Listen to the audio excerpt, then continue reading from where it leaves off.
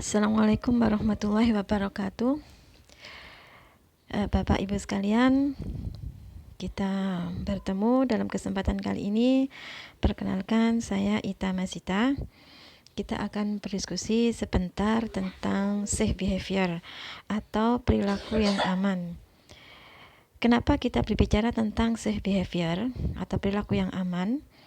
Karena yang kita tahu dan selama ini yang banyak sekali kita dengar bahwa seringkali kecelakaan kerja itu diakibatkan oleh unsafe behavior atau perilaku yang tidak aman. Bukan hanya di pekerjaan saja, tapi dalam kehidupan sehari-hari sering kita lihat bahwa banyak sekali orang-orang yang melakukan kegiatan-kegiatan atau perilaku-perilaku yang tidak aman.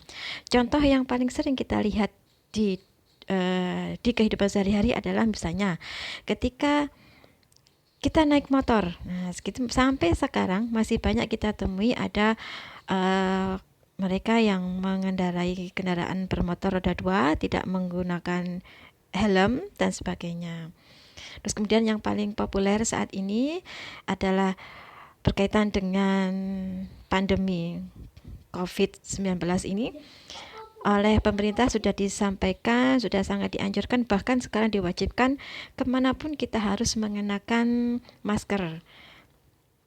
Tapi kalau kita lihat di masyarakat kita, masih ada yang kita temui mereka berlalu lalang di jalan raya tanpa menggunakan masker. Nah, itu salah satu contoh saja. Baiklah Bapak Ibu sekalian, untuk perilaku sebenarnya ada banyak sekali teori perilaku yang bisa kita pilih di beberapa teori psikologi.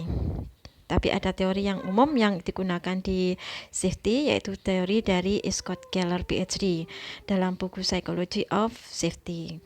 Disebutkan bahwa perilaku ada satu tindakan atau perbuatan yang dapat dilihat. Jadi kita bisa mudah menilai atau menyebut jenis perilaku seseorang hanya karena kita melihat apa yang sedang dia lakukan, ya. Nah, kemudian di dunia pekerjaan yang kita tahu sekarang ini berkembang teknologi yang sangat pesat. Jadi terutama untuk dunia industri, banyak sekali permesinan yang bahkan mekanisasi dan sekarang bahkan sudah mulai banyak meninggalkan tenaga kerja. Jadi sudah otomatis full mesin. Tapi ada pula yang masih menggunakan membutuhkan peran dari manusia. Nah, adanya kesenjangan ini antara proses kerja, teknologi, dan kesempatan atau kompetensi pekerja itu seringkali menjadi penyumbang adanya kecelakaan kerja. Nah, jadi Bapak Ibu sekalian, di sini pentingnya kompetensi pekerjaan atau kemampuan, keterampilan pekerja. Nah, kita sebut kompetensi itu bukan hanya dari sisi skill atau keahlian dia mengoperasikan suatu mesin atau suatu peralatan, tapi juga pengetahuan yang komprehensif tentang hal-hal yang di luar masalah teknis. Misalnya, apakah dia pernah diberi informasi atau diberitahu apa sebenarnya bahaya-bahaya dari peralatan pekerjaan tersebut. Nah, kalau misalnya dia pernah atau belum pernah atau tidak tahu bahwa mesin yang dia operasikan itu juga mengandung bahaya-bahaya tertentu, maka bisa jadi dia melakukan pekerjaan secara sembrono. Jadi itulah pentingnya juga sebelum seseorang melakukan pekerjaan atau mengoperasikan permesinan, wajib diberi penyuluhan atau induksi sebelum dia melakukan aktivitas. Kalau di dunia kerja seringkali kita kenal dengan job safety analysis.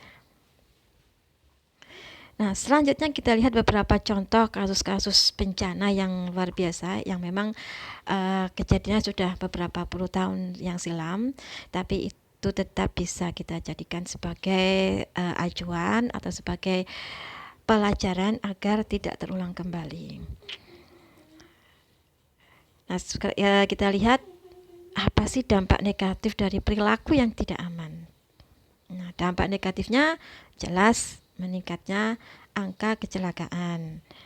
Jadi kita lihat di Indonesia ini kita masih sering temui beberapa accidents yang diakibatkan oleh unsafe behavior. Terus kemudian kalau kecelakaan itu tinggi, maka otomatis biaya produksi juga akan tinggi. Kenapa demikian? Karena ketika terjadi kecelakaan kerja, biasanya akan diikuti oleh delaynya proses produksi. Jadi kalau kita lihat ada ada accident, biasanya pada hari itu ada bagian produksi yang harus terhenti. Entah itu untuk evakuasi, untuk melakukan penyelamatan, dan juga termasuk untuk mitigasinya, untuk pemulihan. Belum lagi nanti adanya kerusakan peralatan yang terlibat dalam eksiden tersebut. Nah, ini bisa jadi delaynya semakin lama. Kemudian pencapaian target produksi juga akan lemah atau kurang, karena otomatis adanya delay produksi tadi. Kemudian kendali mutu lemah, yang dampak terakhirnya adalah profit perusahaan juga menurun. Oke, slide berikutnya kita lihat ada beberapa contoh. Yang ini bisa juga karena unsafe behavior. Jadi karena kadang-kadang yang kita lihat, kita seringkali terjebak dalam pikiran begini. Kalau kita sudah lama bekerja pasti sudah hafal, sudah pasti ahli, dan sudah pasti aman. Kadangkala hal itu tidak selalu benar. Karena semakin kita lama melakukan suatu pekerjaan tersebut, kadangkala kita juga bisa menjadi abai terhadap hal-hal yang bersifat sepele tapi berdampak besar. Misalnya kita tidak lagi menggunakan alat pelindung diri, tidak mau menggunakan helm, tidak mau menggunakan kacamata, karena merasa bahwa kita sudah bertahun-tahun melakukan pekerjaan tersebut, tapi tidak apa-apa, tidak mengalami accident. Nah, padahal hal itu kalau untuk dunia industri, untuk di pekerjaan, itu sangat tidak dianjurkan. Jadi berapapun kita lamanya bekerja, baru maupun sudah lama, tetap harus diikuti persyaratan di situ. Kita mengikuti SOP. Jangan sampai kita melakukan shortcut ya Ibu Bapak ya. Oke, di sini kita lihat ada semacam diagram focusing on at-risk behaviors can reduce injuries. Jadi kita lihat di sini ada semacam grafik di sini ya, bahwa kalau kita melihat di sini ada piramida, yang paling atas itu sendiri kita lihat fatality, kemudian situ ada serious injury, dan yang paling bawah itu adalah at-risk behavior. Kenapa seperti itu? Kita lihat sehari-hari atau dalam industri, sebenarnya banyak sekali perilaku-perilaku yang tidak aman, yang ujung-ujungnya nanti bisa mengakibatkan fatality. Nah, jadi kalau di teori Scott Keller tadi itu dia mengembangkan penjelasan atau teori ABC. Jadi ada activators, behavior, consequence. Jadi activators itu adalah kondisi-kondisi. Jadi artinya di sini adalah modifikasi perilaku. Kita menginginkan perilaku yang seperti apa. Jadi kalau seseorang itu kita harapkan dia melakukan pekerjaan dengan aman, ya maka kita harus menyiapkan kondisi-kondisi yang mendukung.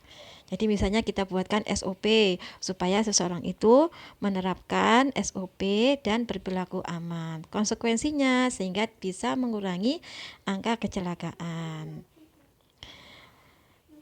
Nah, proses itu pun tidak akan serta-merta atau tidak akan mudah tercapai tanpa ada beberapa sistem yang mengikuti. Misalnya kita terapkan reward and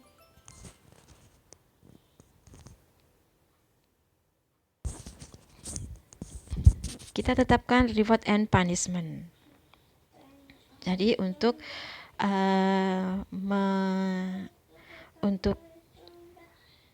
jadi kalau misalnya untuk memicu semangat, untuk meningkatkan semangat, ya kita beri reward. Tapi reward saja juga tidak akan berhasil tanpa ada punishment. Dan ada beberapa program yang lain, misalnya dengan safety observation dan sebagainya. Oke, baik Bapak Ibu sekalian. Dalam kesempatan ini diskusi kita tentang safe behavior sampai di sini dulu. Sampai ketemu lagi di lain kesempatan. Wassalamualaikum warahmatullahi wabarakatuh.